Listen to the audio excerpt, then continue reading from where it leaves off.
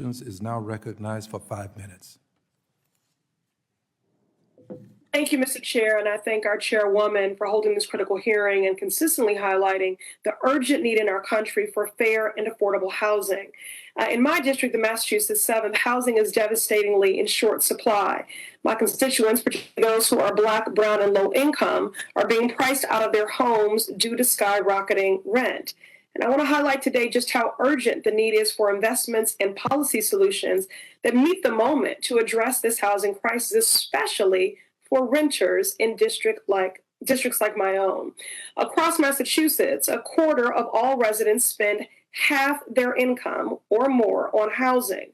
Boston is now the second most expensive city in the country to rent in, where the median rent for a one-bedroom apartment is just over $3,000.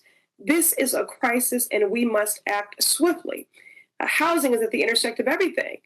We will never actualize economic justice, close the racial wealth gap, improve public health outcomes, recognizing that housing is a critical determinant of health, or meet our climate goals without addressing this housing crisis, this affordable housing crisis. So Congress must act simultaneously by investing in affordable housing supply as a long-term solution, while also enacting policies in the immediate to reduce costs in the here and now.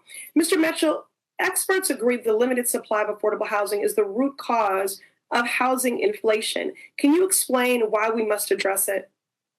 Absolutely, Congresswoman. I mean, to your point, exactly what you said. Many folks in the housing advocacy space say the rent eats first. And what this means is housing as the single largest budget item for households and for low-income families accounting for almost half of their budgets, it means that they have that much harder of a time when rents increase of making ends meet and become that much closer to eviction and homelessness. And this is especially true for Black and brown renters.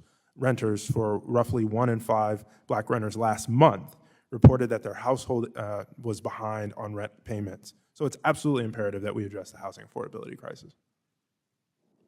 Thank you. I certainly agree. And this committee, under Democratic leadership, has long supported bold investments in our housing supply. But even so, working families across our nation are struggling right now, and they cannot afford to wait years for housing supply to be built.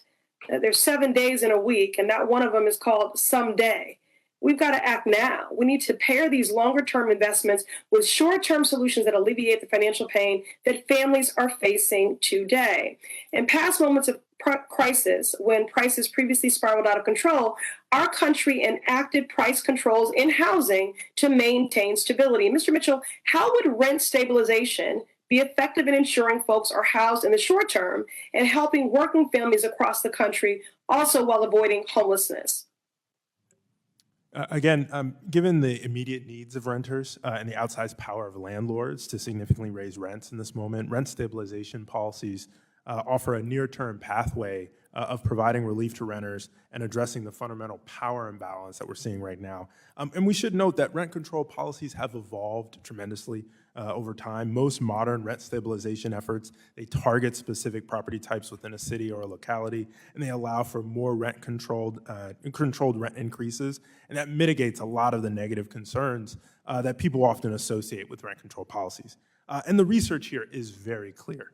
Rent control policies, they reduce rents for the tenants that they're targeted at, they increase residential stability, they protect tenants from eviction, and more recent research suggests that these modest rent stabilization policies, they also do not deter new construction.